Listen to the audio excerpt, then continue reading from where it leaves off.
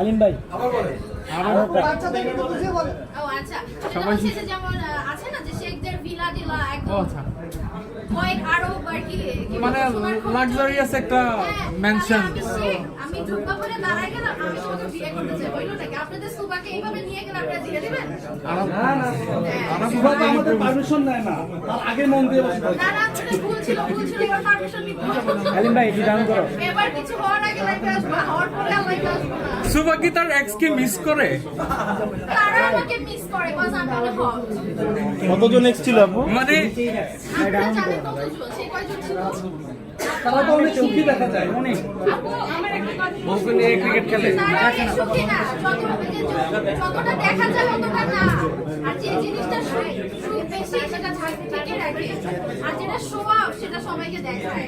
আপু আপনি কি দুবাই স্পেশাল কারোর সাথে মিট করবেন? স্পেশালটা কে আমার থেকে বেশি শুনি? না আপনার সাথে আপনি কারোর সাথে স্পেশালি যেহেতু ফ্রেন্ড শুধু ফ্রেন্ডসের সাথে আপনি সময় কাটান না আমি শুধু আমি আপাতত চাই যে সালমান খানের সাথে আমার দেখা হোক। দুবাইতে এসে প্রোগ্রাম করতে আসে মাঝে মাঝে, সালমান খানের সাথে একটা ডেট ফিক্স